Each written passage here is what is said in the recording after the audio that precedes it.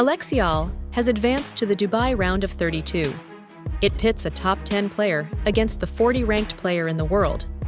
Filipino supporters are going crazy. However, this is the topic that no one is discussing. Alex is aware that this victory comes with a warning.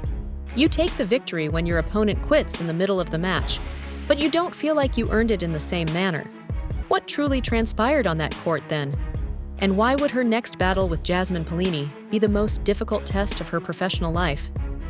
Allow me to explain all you should know. Okay, so Eala recently made it to the Dubai Tennis Championships round of 32. Although the victory has been recorded, it is not quite what she would have desired. American Hailey Baptiste, her opponent, Dowd had an abdominal injury that forced her to quit during the second set.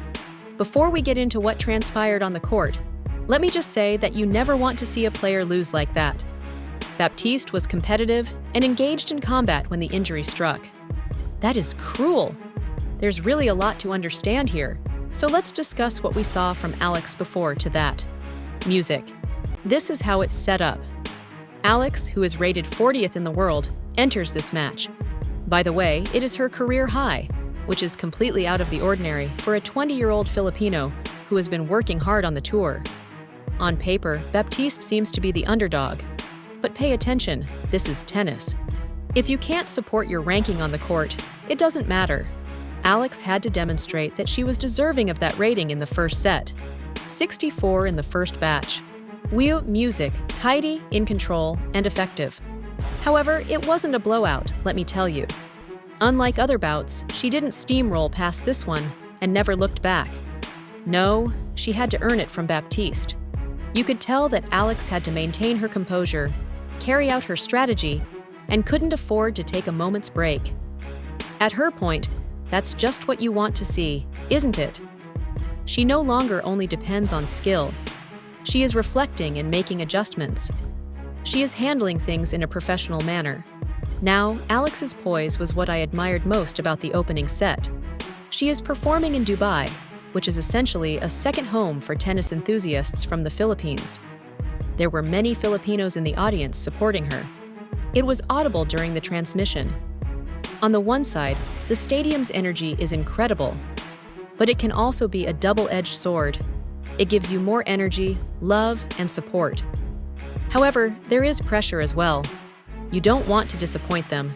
You don't want to let down those who purchased tickets, traveled, and are yelling your name. And Alex did a fantastic job with that. She absorbed the energy without being overwhelmed by it. Here's where things become fascinating, so let's take a moment to discuss her game. I take it that Alex has always had a strong baseline game. When she's focused in, she can hit wins from anywhere on the court. Music. However, her consistency is what's truly boosting her game to that top 40 level right now. She doesn't always aim for the big shots. She is mistaking it. She is making arguments. She is being astute. Music. You could see it in the first set against Baptiste. She would open up the court with a backhand slice down the line after pushing her opponent back with a forceful forehand cross-court. That's tennis with a high IQ. And if she wants to continue moving up the ranks, that is precisely what she must be doing. Alex, first set, 6'4". The audience erupts. She is ecstatic. It's evident in her fist pump. She's bouncing between spots on her toes. It's her time. This is her competition. After then, things grow more tricky when the second set begins. As a result, Baptiste dominates the second set. She isn't leaving softly, which you really have to appreciate in terms of music. In the first game, she shoves Alex. Many back-and-forth deuces. Alex is defending. The Baptiste is assaulting. The strain is also increasing. The opening game is then taken by Baptiste. The second set had one love. For Alex, it isn't a catastrophe on paper. She is yet to be up a set. However, momentum is crucial in tennis, and you could see it changing somewhat. However, here is when things start to change. Baptiste begins to exhibit symptoms of pain immediately after that game's victory. She was moving a little differently, grimacing and stroking her stomach. And you know that face isn't simply weariness if you've seen enough tennis. That's suffering. There is a problem with it. Indeed, she approaches her chair, consults with the physiotherapist, and then calls to announce her retirement. Look, I don't give a damn about what others think. It's never simple to decide to leave a match. You're a competitive person. You want to complete the task you began. However, you must exercise caution when your body is screaming at you, because pushing through might result in a major injury that prevents you from moving for months. And Baptiste made the correct decision. Injuries to the abdomen are serious. In tennis, your core is very necessary for everything: serving, hitting, side-to-side movement, and ground strokes. You're just doing yourself harm by being out there if that is compromised. However, because this is what distinguishes the great players from the decent ones, let's speak about Alex's response. She didn't rejoice. She refrained from pumping her fist. You could see the worry on her face when she approached the net and shook Baptiste's hand. In her subsequent interview, she said, quote, "I really hope Haley is doing well and will recover quickly. Class is that. Sportsmanship is that." That is the mindset of a champion. She is aware that this isn't the best strategy for winning. She is aware that Baptiste was fighting, and she really hopes her opponent gets well soon. You like seeing characters like that. Let's now take a moment to be honest. A victory is a victory. Music. Regardless of whether you win 6-love, 6-love, or your opponent quits in the second set, it is recorded in the record books in the same manner. Alex makes it to round 32. She receives points for ranking. She advances in the competition. However, I can assure you that she is not quite content with the way this one turned out. Every rival aspires to have it. Knowing that they left everything out there, they want to shake hands at the net and shut it out on themselves. Therefore, it's likely that a little part of her wishes we could have completed this. However, she is also a professional. She accepts the victory and goes on. Speaking of moving on, let's discuss what comes next, since here is when things start to get heated. Eala, ranked 40th in the world, will take against Jasmine Puini, ranked 8th in the world and the 6th seed in this competition. If you are unfamiliar with Puini, let me too briefly introduce you. She's Italian. Lately, she has been on fire. She's also one of those gamers that never gives you anything for free.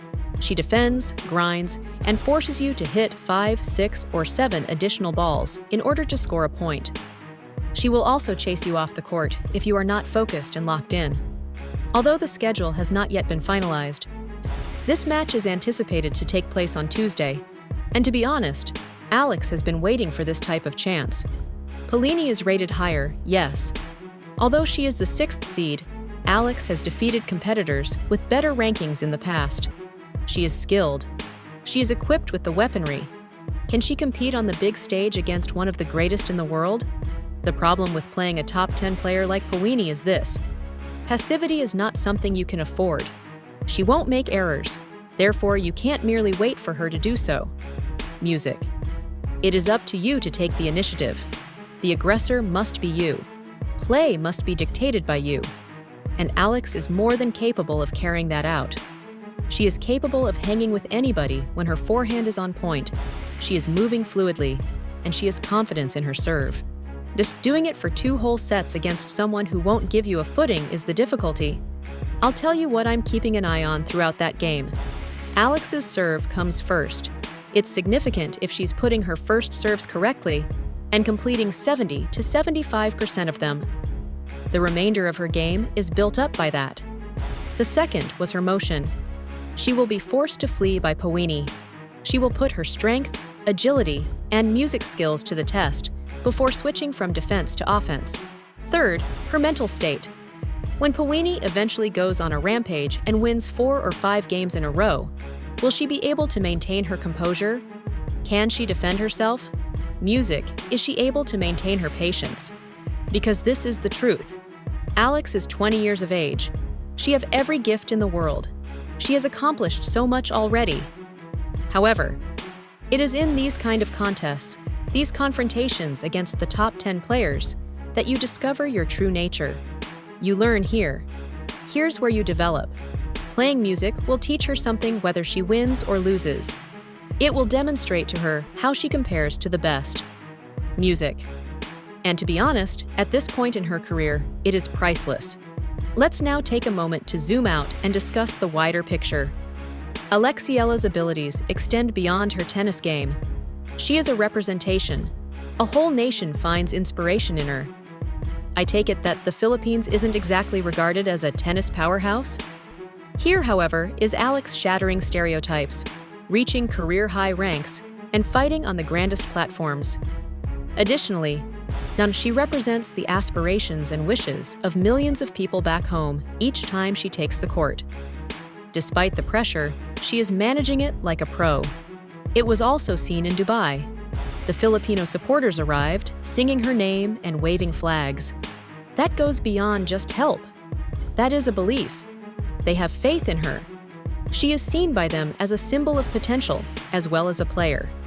Someone who demonstrates that playing tennis at the top level doesn't need you to be from North America or Europe. You could be a native of Manila. You could be a native of Southeast Asia. You may take an alternative route and still get at the summit.